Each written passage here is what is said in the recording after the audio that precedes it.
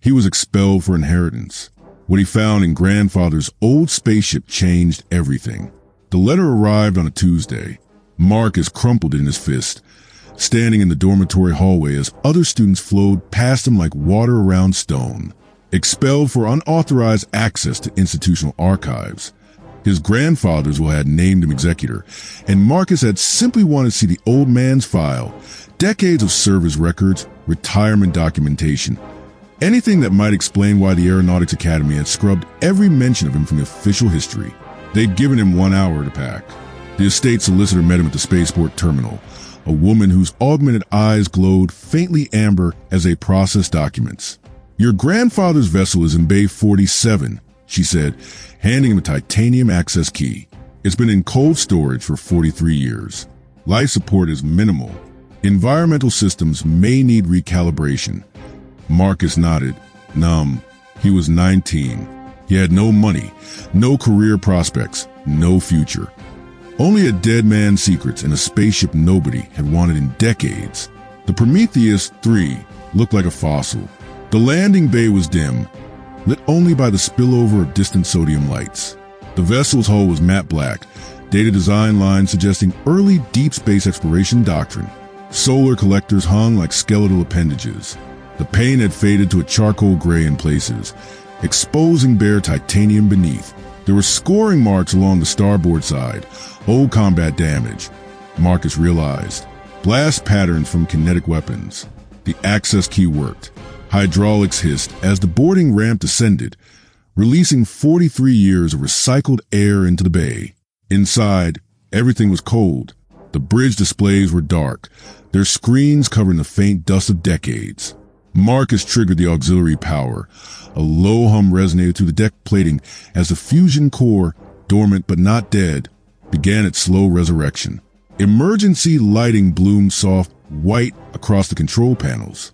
His grandfather's name was etched into the captain's chair. Captain Dr. James Chun, Exploratory Command. Marcus sat in it carefully, as if the seat might reject him. The displays around him were sophisticated for their era. Analog interfaces cross-wired with early digital systems. A transitional architecture. There was a locked compartment beneath the captain's console, marked with a biometric scanner. The device flickered, searching for a fingerprint that hadn't been pressed to its surface in nearly half a century. Marcus placed his hand on the scanner. The lock opened. His genetic code still matched his grandfather's, close enough for the aging security system to accept. Inside lay a personal data drive, old encryption protocols, and a sealed medical diagnostic panel. Marcus didn't touch it. Not yet. Instead, he accessed the ship's logs. The Prometheus 3 had been a research vessel, part of an expedition to the outer system during the early years of deep space exploration.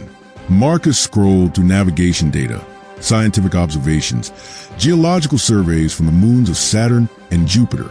His grandfather's entries were meticulous, documenting discoveries that should have made him a legend.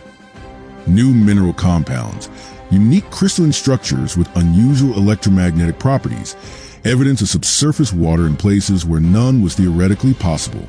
Then the entries stopped. Mid-mission. No warning. No explanation. The next log was dated 3 weeks later, and it was a personal message. Audio only. Marcus activated the speaker. His grandfather's voice emerged, older than Marcus had expected, carrying the weight of a terrible decision. "If you're hearing this, I'm gone. The Academy ordered us to destroy the samples. All of them. Evidence of compounds that don't match Earth's periodic table. Elements that shouldn't exist according to our current physics. They said it would cause panic, cause questions, cause people to doubt the fundamental nature of reality itself." A long pause. The sound of labored breathing. "I couldn't do it. I brought them home. Hidden, buried in the ship's auxiliary storage, in sections that weren't on the official manifest. The Academy found out. They labeled me unstable, erased my service record, forced me into retirement. If I'd fought, they would have prosecuted. Classified security. Career suicide. They offered me a choice, silence or destruction." Another pause, longer this time. "I'm giving you this ship and these samples because you're the first person in our bloodline to apply to the Academy in 30 years. You're brave enough to ask questions.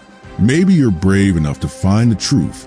The elements are real, the physics is real, and it changes everything about what we think we know regarding the origins of the solar system. Maybe regarding where we came from. Grandfather wouldn't let them bury it. You decide what to do. The message ended. Marcus sat motionless. He descended 3 levels into Prometheus 3's bowels, past the engineering section, into storage compartments marked as non-operational on the public manifest. The containers were here, sealed in maglock isolation, their contents shielded behind lead composite walls. The analysis equipment beside them had been left intact, powered by a dedicated auxiliary battery that had somehow survived 43 years. He activated the spectroscopy scanner. The results appeared on a screen that hummed to life like an old ghost. The elements were real. Their atomic structures were complex, mathematically elegant, and absolutely impossible. They violated conservation laws that should have been inviolable. They suggested an origin point not from stellar nucleosynthesis, but from something else, something unknown. Marcus understood then why the Academy had been terrified, not because the discovery was wrong, but because it was real, and reality, once known, could never be unknown. He sealed the compartment and climbed back to the bridge. Through the viewport, the spaceport sprawled beneath him. Humanity's foothold on the edge of deep space, built on the foundation of lies and silenced discoveries. His grandfather had given him more than a ship. He'd given him the burden of an inconvenient truth.